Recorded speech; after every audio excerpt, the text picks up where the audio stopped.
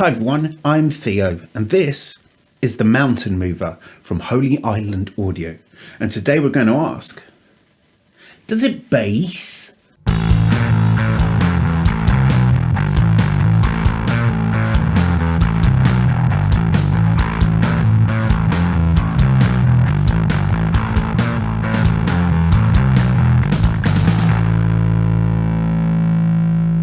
So despite the numerous knobs and switches, it's actually pretty simple. You have got a big muff-based fuzz and a ring modulator.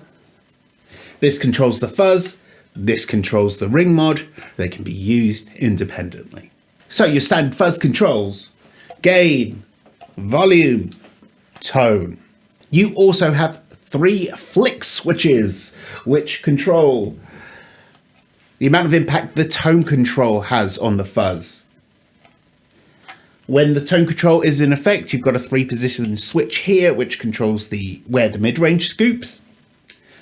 And you've got like a character switch here, which goes from something more akin to a kind of regular fuzz when it's up to a more kind of blown out, overloaded, darker, deeper fuzz.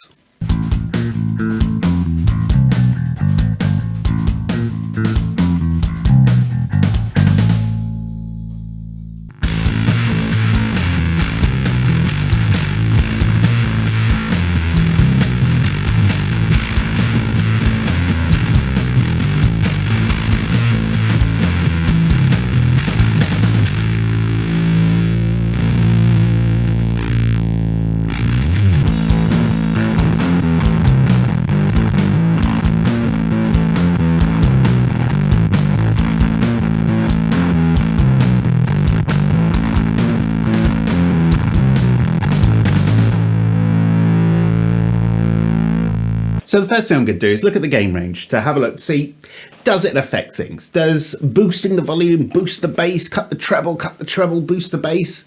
That's exactly the same thing. You get what I mean. Let's have a look.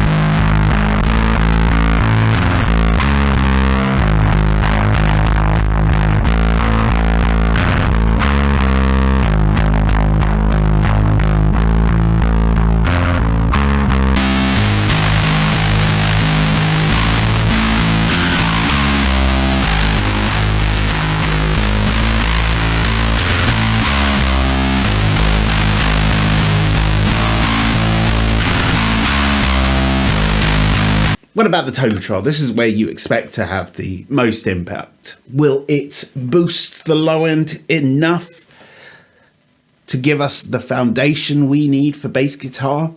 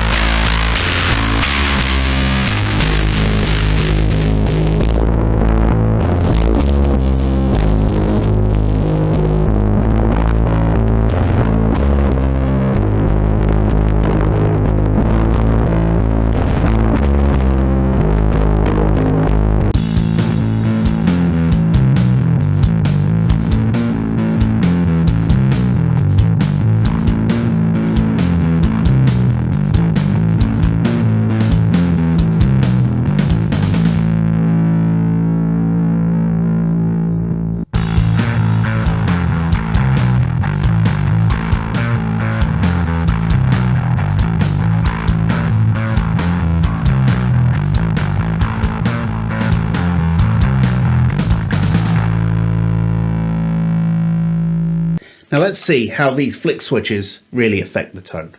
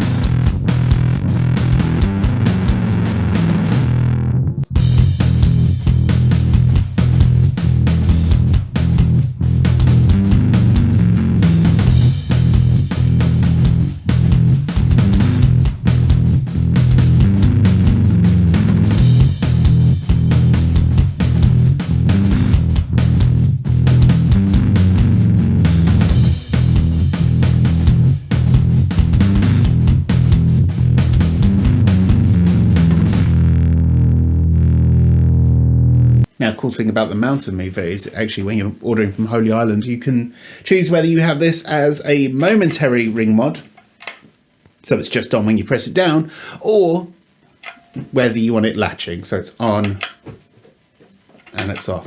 I opted for momentary because, well, to be honest with you, probably not going to use ring mod so much that I need to turn it on and leave it on for any amount of time.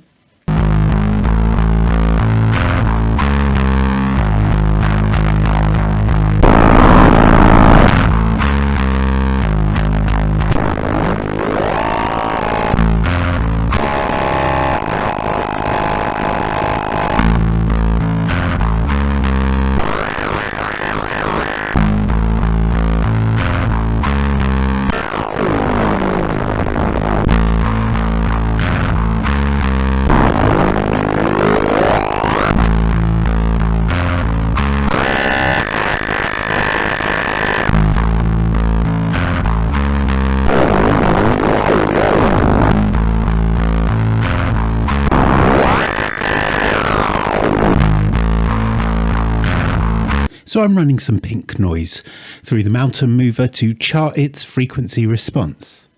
Turning on that fuzz circuit there, let's go take a look at the gain range to see how that affects the overall frequency response. doesn't seem to be doing much at all, which is pretty good in my opinion. It's nice to be able to keep things consistent.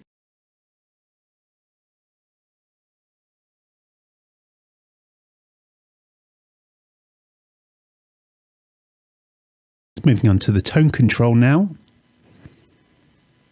As we roll it back, the lows, low mids get a bit fatter and the top end drops pretty drastically.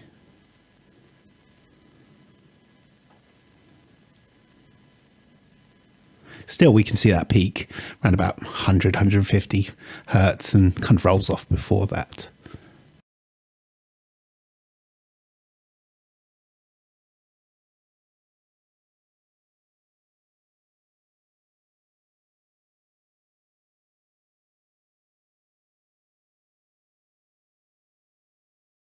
Boosting the gain and the tone control. We can now see with higher tone control settings where if the gain affects things in frequency response wise. It doesn't. It's pretty consistent, at least with these settings of the switches.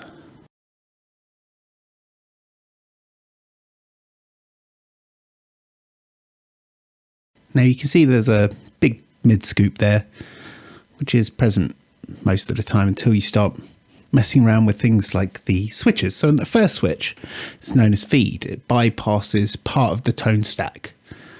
So you get, according to the instructions here, rather than completely bypassing the EQ section, this switch feeds part of the pre-EQ'd fuzz in parallel with the filtered signal.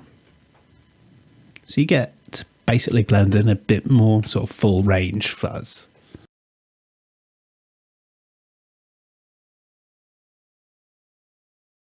So with it off, switching it on, you can see there it fills out the mids because part of the tone stack, which is where the mid-range scoop is happening, is being bypassed.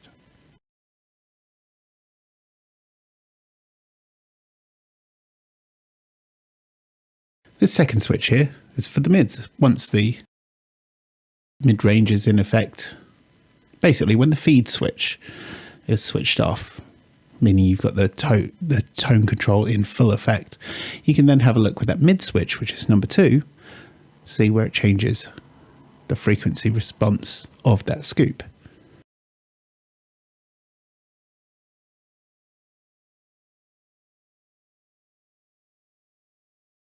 The first switch is 2 position, but this mid switch in the middle is 3 position. The last switch is 2 position as well.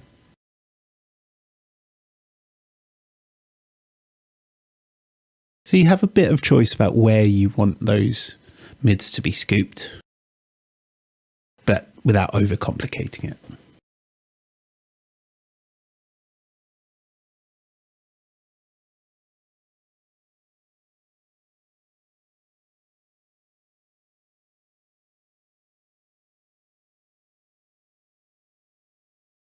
So the last switch is called character. It selects between 2 distinct gain stages at the heart of the fuzz circuit. In the upward position, you have a more super fuzz-esque flavour to the fuzz with a hint of upper octave. In the downward position, you have a more blown out gain stage which can collapse in on itself at extreme settings. That's according to the manual. I think it's pretty interesting. There's a kind of super fuzz reference there on a circuit which does appear to be based on a big muff. But I'm all for it. Love big muffs, love super fuzz. Now, I find this one to be the more bass friendly, but it's actually the tone I like the least of the two. It's just a bit too congested for my likings. And you can see that even though it is better on bass, I generally tend to find that with all of the settings, the lows just roll off too much for use without a blend, much like with the DS1 we did the other week. Generally just like a regular big muff. Your low end cut starts rolling off about that 190 hertz. And I think this one is probably based on the Death by Audio Fuzz War. I feel like I heard that at one point, which again, kind of similar thing. You can scoop the mids out all you want, but doesn't actually make that strong fundamental come into play.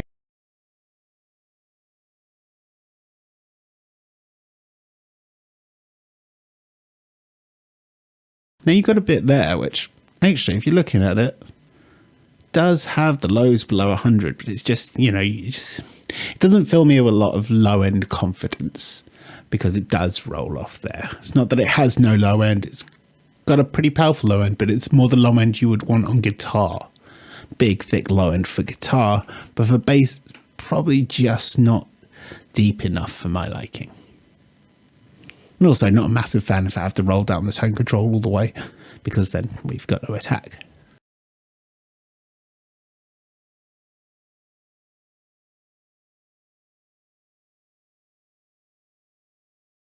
That's that mid switch again.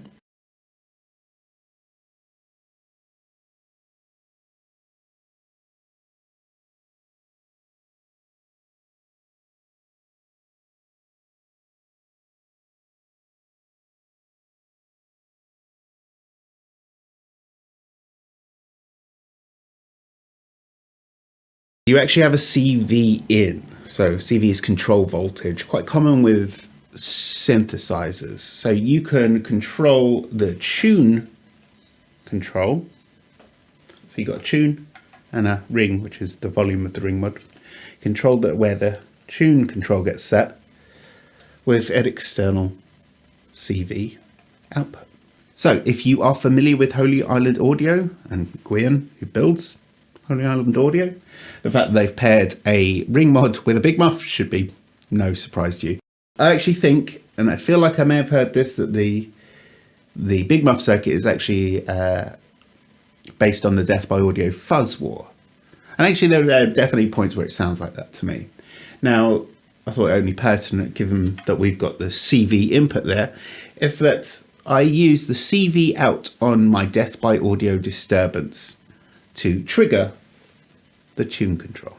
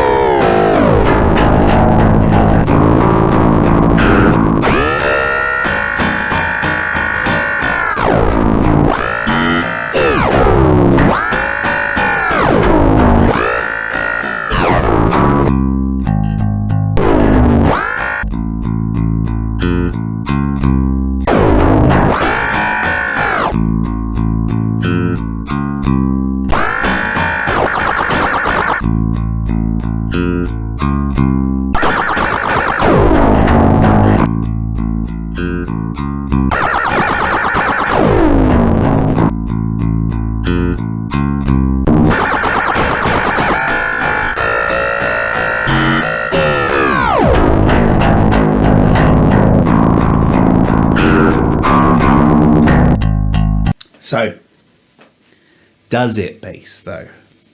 Well, I certainly like how it sounds on bass. But as you can see on the pink noise test, most of the time it's really dropping the low end below like 190 hertz, which for me, I really need presence there below that 100 hertz. I need that, to be honest, 60 to 80 hertz is where it really is for me. Obviously below that's important too, to an extent, but I feel like at least if I got the 60, 80, then we're probably going to be good.